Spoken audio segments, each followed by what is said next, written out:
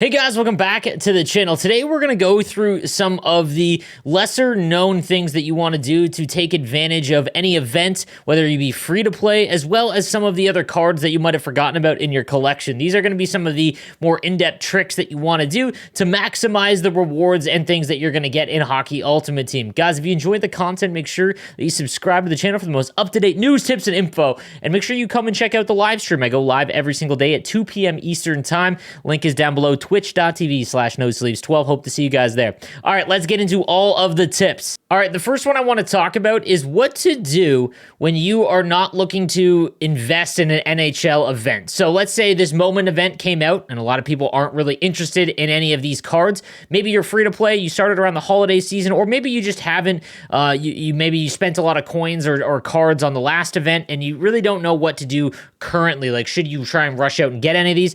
No, that's not the case. If you're not interested in any of these cards, here are the things that you want to do to make sure that you take as much as you can from this event and put it into the next event going forward. So the one thing that you want to pay attention to, and I think a lot of people forget about, is if you go to the objectives, and in all honesty, a lot of these objectives outside of the style icons, which essentially gave you a free master set, they're useless and they give you very, very trivial returns. Now, these moments events or these moments objectives are essentially the baseline for what every event gets. You will get a set list of objectives to do, and they'll all come with NHL collectibles for that event. So for this one, take 700 shots and you get an NHL Moments collectible, and as you go down here, you'll get 6 by playing them all or getting them all done. And when you've done all 6, you also get another pack that gives you 5 more. So that tallies 11 right off the rip right there. So what do you do with those? Because you're not interested in making any of the actual master set players. Do you take packs? What do you do with those event objective collectibles? Well, I'm going to show you guys the best way to kind of save those for future events. So if you go to NHL Moments and you go over here to the sets here, you'll see a couple options. The first gold pack set where you can trade in a few to get some packs. Not worth it. You're not going to pull anything. Don't listen to Reddit or wherever you see on Twitter that someone pulled like a master set player out of one of these. What you're not seeing is the 500,000 other packs that were ripped where they didn't pull anything. So what you want to do is just go ahead and do one of these master item choice sets for the actual 86 overall player. So these cost 5. So if you do just the objectives, you'll get 11 in the 2 weeks, and you can do this twice. Now, why is this important? Well, you'll get an 86 overall choice pack, and even if you're not interested in any of the cards, what you can do is take that 86 overall card, not use him, and not upgrade him, and then in the next event, what you can do is then take that 86 overall card and just throw him in to one of these sets to get 3 more event collectibles for the next event. I think this is the best way to save yourself and get you some value going into future events, especially with where we're at right now, where the events are starting to have really, really high overall cards, and Team of the Season is coming probably at the beginning of April. You're going to want to be saving as much as you possibly can for future events. So that essentially is 2 free 86 overall cards from you just playing the game and getting those objectives done, and then you can turn them into 6 more for the following event. The last thing I want to mention, guys, about sets and things like that as well is the hut challenges. While these are mind-numbingly boring and just a complete waste of space in the game, if you do these group 1, 2, 3, and 4 for whatever event, whatever one shows up here, you will actually get some collectibles. So the event collectible pack down at the bottom there by completing these 3, you'll get 4 more. Right? So because you get 11 by doing the milestones and the objectives, that means you'll get 15. You could take those 15 collectibles and then you could turn it into a third 86 overall card, which would give you 9 collectibles going to the next event. So make sure that you are watching out for that, okay? Now, I thought I would take this time to go over some of the other sets because I get a lot of questions about that. And we'll talk about the seasonal reward sets. Honestly, these are awful value, but you're getting them for free because you're just logging in. Maybe you do the dailies and get a bunch. And I'll be honest with you. So the 80 for the power-up icon choice pack, that's not worth it. Like, honestly, even if you pull Mario or Gretzky right now, maybe Mario, I don't think Gretzky is worth the insane cost to go from his, 89 all the way up to 95. It's going to cost you a ton. All it is trying to get a flex card. So with how icons and how the power-up system and the tier system works, it's just not worth it to do, especially for the 80 anymore. What I'm telling people now is the ones that you should go for are the Jumbo Elite Pack. That's 34. It gives you a Jumbo Elite Pack. That's a decent pack, like an actual decent one that you can get. And then after you've done that, I would try to do the 85 Guaranteed Player Pack or the 84 Guaranteed Player Pack, depending on how many collectibles that you can get, because those at least give you something that you can put into events, and you're guaranteeing yourself some value out of them. The X Factor Choice Pack now, just really not worth it, because you're trading in 20, and none of the X Factor players, while they might be decent at the end game, but they're just not worth upgrading now anymore. You can go out and get a much cheaper Team of the Week version that's going to be better in most cases. So hard to avoid. The only ones I would go for now are the 84 Guaranteed Player Pack, the Jumbo Elite Pack, and then the 85 overall Guaranteed Pack. Those are the ones that I would go in terms of the seasonal rewards. All right, I've mentioned this throughout the year about the exchange sets, but I thought that I would do kind of a recap here.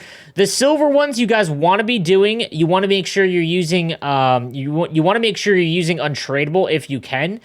So right here we'll just go ahead and throw the untradeable ones that I have in there, and you want to be doing this as much as possible because they have no value to you if they're untradeable. There's you could wait until there's a set that comes out where it's like trading 12 and you'll get 4, which does save you a little bit, but there's really no reason to hold on to them. You should always be flipping these as much as possible. And again, you can even throw in your tradable ones because they're not really going to sell for all that much, but if you want to min-max your coins, I would probably sell any of the tradable ones for the, whatever you can get them for on the market. But you want to make sure that you're going through and continually doing this one every once in a while. Just clean up your collection. There's no point in saving them for the, one random set that might come out, and then you can go ahead and open them for gold players. And the gold players are pretty valuable because you could turn them into team builders if you are trying to look for those upgrades.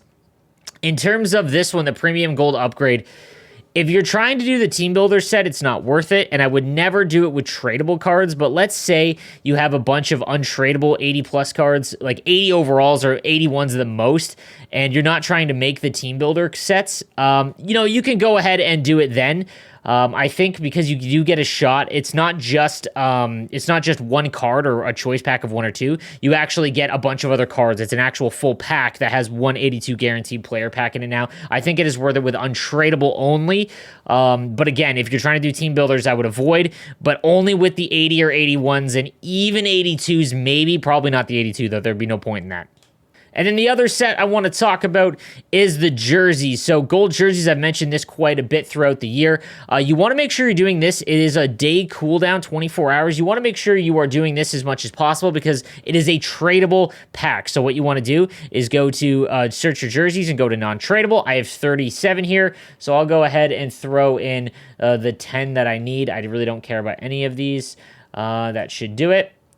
And you want to make sure you're doing this set at least once a day because you are turning untradeable cards that have no value for you at all into tradable assets. And that is extremely valuable, even if the pack is not very good. I'll go ahead and open that pack here for you in the video. I'm not going to pull anything, but nonetheless, I'm turning untradeable assets that I could do nothing with into actual stuff that, I might get a shot to actually be able to sell. Like, God forbid. I mean, that's not a good example, but if you get any sort of gold play. So this Nathan Bulio, when team builders come out, this card's probably going to go for 1,500 coins, right? And there's nothing, that's just good value, right? So I didn't pull anything out of this pack, but you see what the value would be there instead of just holding on to all untradeable jerseys. So make sure that you are doing that as much as possible.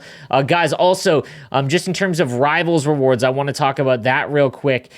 If you are a holiday player, you started in January or you started in February even, and you are wondering what to do with your rewards every week in terms of Rivals, at this point, I am taking tradable because coins are worth more than players for you because you are not going to have enough of a player base or collection base to really do anything with. It's unfortunate because this game costs just an insane amount to really do anything. And what you want to do is by taking the coin route and selling any of the cards that you pull. Let's say you pull a random 84 overall, you sell that for whatever 84s are going for, and then you can go ahead and buy some of the cards that come out in the auction house that are like, prime times or team of the weeks, those kinds of things, because those are just simply better than, what you're going to get with the master sets and things like that. I mean, this Taylor Hall, a little expensive right now, but like 53, he's actually going to be much cheaper, I would think. About 49K. Like, I'd much rather have this card than taking untradeable, getting really nothing because you're not working towards team builders at all. So I would be taking tradable if you are a free-to-play player or a holiday player at this juncture of the game. If you are someone like me who's been playing all year round and you have a full upgradable team, you need to still be taking tradable rewards, okay? Because each upgrade is so damn expensive. Like, let's take a look. So Nathan McKinnon, when he gets his 96 overall, it's going to cost me like 6 power-up collectibles. You, unfortunately, are locked in. You need to have players. So if you have a team like mine, you've been playing all year, maybe you spent some money, you need to make sure that you're doing untradeable rewards in that aspect. That is going to do it for today's video. Let me know what you think in the comments section down below. And make sure you subscribe for the most up-to-date news, tips, and info. I'll see you guys next time. Have a good one.